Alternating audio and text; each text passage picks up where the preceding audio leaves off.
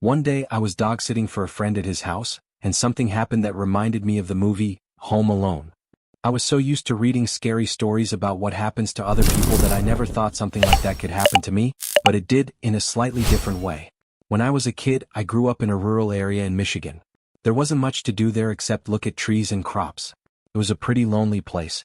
As soon as I could, I moved to a big city. Although I love nature, I always preferred the city life. My parents sold the house where I grew up about 5 years ago. It was a huge property with a big house and a shed in the back. One time when I was 13, my parents went out and left me alone at home. They trusted me because I had always been responsible. That day I was playing my favorite video game in the living room when I heard a loud, metallic noise coming from the backyard. I ran to all the windows to try to see what was happening, but I saw nothing until I looked at the shed. The door was wide open.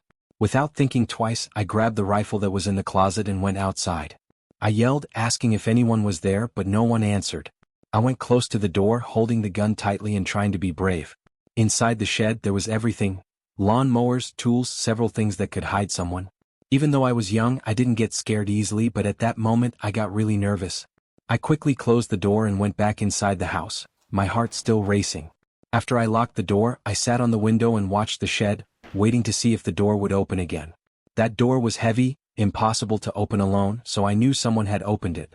But was that person still inside? Not knowing what to do, I decided to call my father and ask for advice. I went to the kitchen where the landline was and called my father's cell phone. He didn't answer, so I left a voicemail. That's how we did it back then because texting wasn't as common yet. After that, I went back to the window, but this time I turned on the TV to make some noise and not feel so tense.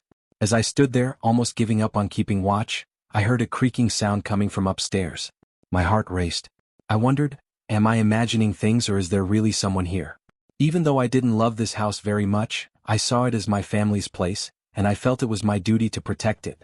But at the same time I was terrified. I picked up the rifle again and walked slowly up the stairs. I didn't yell because that would only let any intruder know I was aware of their presence. At the top of the stairs I turned on the hallway light. There were 5 closed doors in front of me, 4 to the bedrooms and 1 to the bathroom. Each door had a crack at the bottom through which I could peek. The creaking noise I had heard earlier was coming from my parents' bedroom, so I knelt down and looked under the door. And there they were, 2 bare feet facing the other way. My stomach knotted. At that moment, I realized that the situation was much more serious than I had imagined. I was not prepared to face anyone, much less hurt or, God forbid, shoot anyone. With my heart in my mouth, I ran downstairs and hid in the bathroom. I called my dad again, but he didn't answer. I left another message and kept calling, but nothing. He must have left his phone somewhere. Finally, I decided to do what I should have done all along. I called 911. I whispered into the phone, telling them everything that was happening. They told me to stay quiet and lock myself in the bathroom. That's when I heard footsteps coming down the stairs and approaching the bathroom door. Whoever it was seemed to know exactly where I was. The footsteps stopped right in front of the door. For a moment, everything was silent until a deep voice spoke. "What's wrong, kid?" I still remember that voice and those words as if it were yesterday. If I heard that voice now, I would know immediately who it was. At that moment, I almost cried. That's when the fear really hit me. I was so terrified that I disobeyed the 911 operator and yelled loudly, "I'm on the phone with the police right now, and I have a gun." I put the call on speakerphone and the operator started asking if I was okay.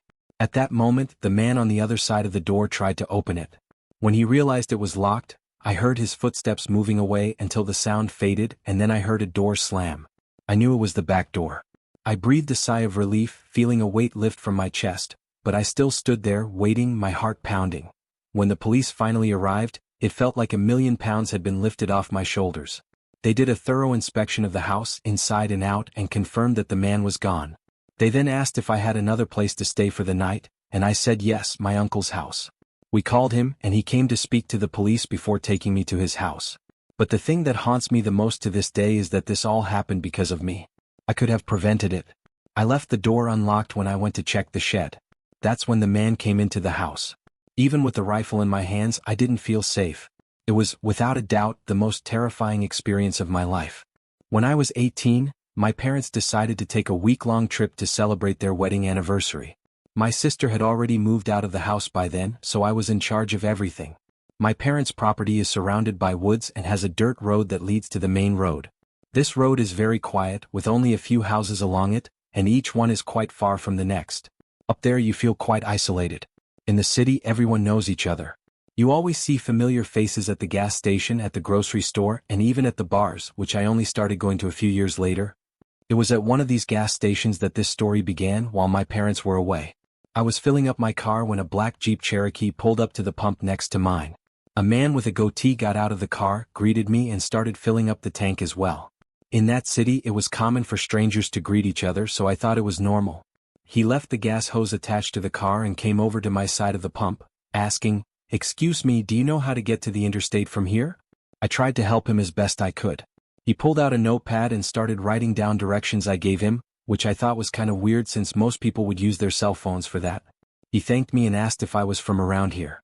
I told him yes, that I grew up there, and he said he was from out of town but didn't say where.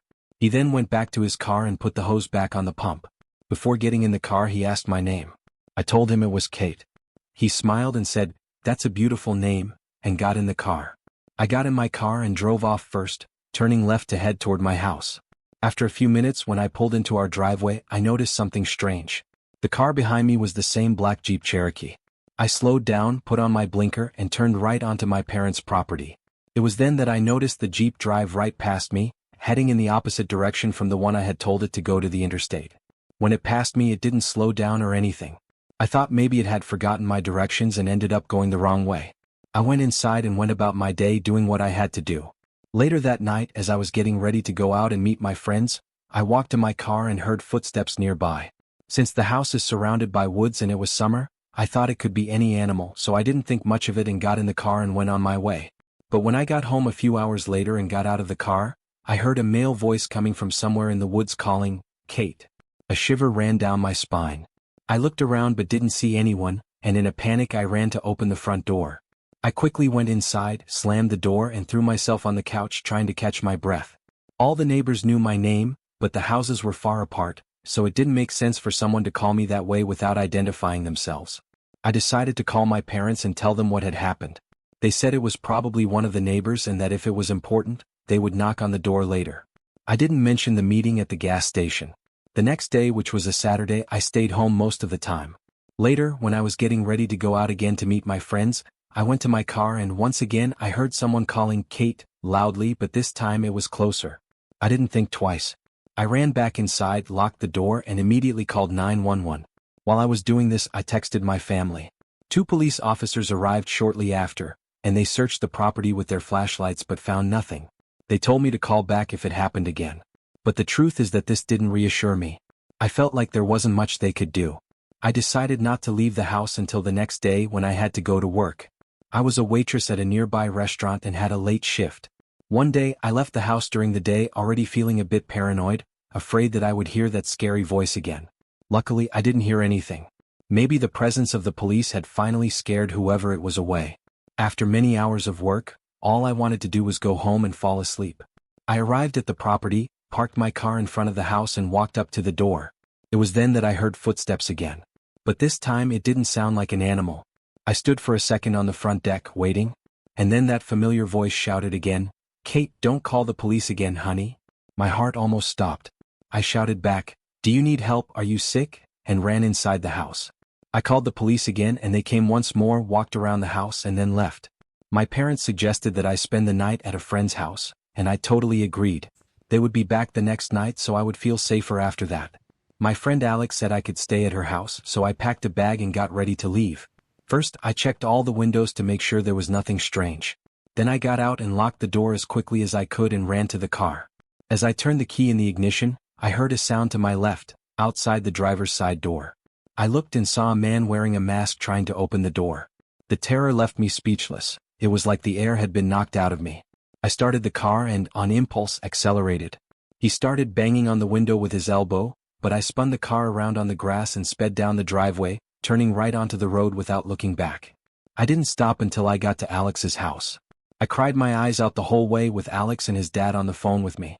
He said he would have come and gotten me if he had known what was going on. We called the police together for the 3rd time. A few officers went to my parents' house to investigate again and make sure no windows were broken or anything. One of the officers came to Alex's house, where I once again told them what had happened. I think this was the most action these officers had seen in a long time in that quiet town. Luckily, my parents came back the next day and I finally felt safe enough to be home again. But I'm convinced that the man from the gas station deliberately followed me home and kept watching, realizing I was alone. For some reason, he decided to scare me until he finally tried to attack me and get me. I shouldn't have given my real name, and I should have paid more attention to my surroundings, realizing he was following me that day. Some people are really dangerous and have too much free time on their hands. This incident was a big motivating factor for me to move into my own apartment a few months later. One night I was home alone. I don't remember exactly why, but my whole family had gone out. I was about 15 or 16 at the time and I was super addicted to games, especially StarCraft. I confess that sometimes I would spend the entire weekend playing non-stop. That night I was in my room on the first floor, completely immersed in a game of StarCraft when the doorbell rang twice. I ran to answer the door, a little irritated because I didn't want to be away from the game for too long. I was afraid of missing something important. When I got to the front door, I asked, as I always did when I was alone, "Who is it?" On the other side, I heard a soft, faint voice, but I couldn't quite make out what it was saying. It seemed to be a woman. I opened the front door but still left the glass door closed between us. Outside, there was an older woman with a huge smile on her face. I thought it was strange because she kept her hands hidden behind her back.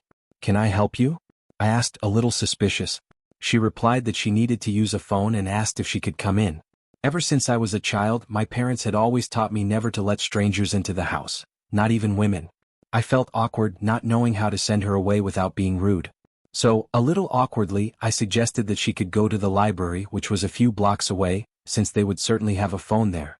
Deep down, I knew that the library was closed at that time, but I just wanted this stranger to go away.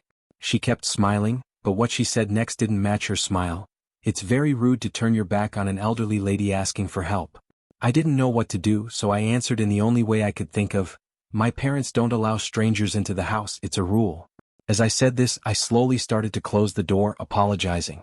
She continued to stand there without moving, still smiling at me. But suddenly, the smile that had seemed friendly started to give me chills. I went back to my room trying to forget what had happened, but suddenly the doorbell rang again. This time, there was no way I was going to open the door again. There was something strange about that woman from the beginning. Maybe she was in trouble, maybe she wasn't well, but I had no way of knowing. It might have been selfish of me to send her away, but I just couldn't trust her and open the door for her. And something inside me told me that this was the right choice. One time, while I was home alone, I started playing on the computer again. But as soon as I sat down, I heard a noise at the window, like something metallic was hitting the glass. The window was right in front of me, but the curtains were down, so I couldn't see what was happening. At the time, I thought it might be the lady from before, the one who came to the door. It sent a shiver down my spine. I turned off the sound on the computer because the game no longer mattered. The noise at the window continued. So I decided to leave my room and went to the living room where I sat in the dark, trying to calm down. But then the doorbell rang again. And again. That woman was following me. I tried to convince myself that she wasn't dangerous, maybe she was just lost. But when I rang the doorbell for the third time, I decided to open the door and ask if she needed help. But when I opened it, it was no longer the woman. Now it was a man. He looked younger than her, maybe 10 years younger. He asked in a worried voice, "Have you seen my mother?" I said yes, that she had been there before, and he apologized, explaining that she had dementia and had left the house without him noticing. I felt bad at the time, but when he asked to come in, something seemed strange. Why would he need to come in? I told him the same thing I had told the woman, that I didn't let strangers in, but that he could check the backyard because I heard noises at the window. He thanked me and went, or at least I thought he did. I waited to see him outside, but I didn't see anyone, neither him nor his mother. I went back to my room and tried to forget what had happened, but when I was almost asleep, I heard that sound again at the window. Something metallic was hitting the glass. I remembered the worried man and decided to help. I went to the window and raised the blinds. There was the woman with that same scary smile, hitting the window with a knife. One time when I was alone at home, something very strange happened. The doorbell rang about 4 times and that noise of something hitting the window stopped. Everything seemed very suspicious, as if someone was trying to break in. I decided not to open the door, I just stayed in my bed waiting for it to be over. At that time, I didn't have a cell phone and I wasn't the kind of person who would easily call the police. The next day, I told my father what had happened, that he said I was smart not to open the door, and everyone agreed that it looked like an attempted robbery. Maybe the woman really did have dementia, and the man was her worried son. But it all seemed very planned. Why did he want to break into the house? How did he know she had come to my house? And why didn't he look in the backyard when I told him he could? These questions kept running through my head, and I started to believe that maybe I had prevented something really bad from happening by not opening the door. Something happened to me recently that reminded me of this story. My friend Lucas asked me to watch his dog Theo overnight. Theo is a small Pomsky and barks a lot. When he started barking like crazy at something outside, I didn't think much of it. But when he went to the back door and kept barking, I knew he wanted to go out. I went to the door to open it, but then I noticed someone trying to get in through the back door. Through the screen door, I saw another man watching me from the backyard. That was creepy enough, and he didn't look like anyone from Lucas's family. I asked who he was, and he responded by asking me if I'd seen Melissa. Melissa is Lucas's younger sister, but this guy looked like he was in his early 50s, dirty and disheveled, like he was homeless. I told him he needed to leave, that there was no Melissa living there. He insisted he was sure, but I told him to leave again, reminding him that there were cameras all over the property. He left shortly after. When Lucas asked his sister if she knew the man, she said she had no idea who he was. That made me even more scared because just thinking about what he might be trying to do to Melissa. It just goes to show how so many of these situations can be avoided by simply keeping the doors locked.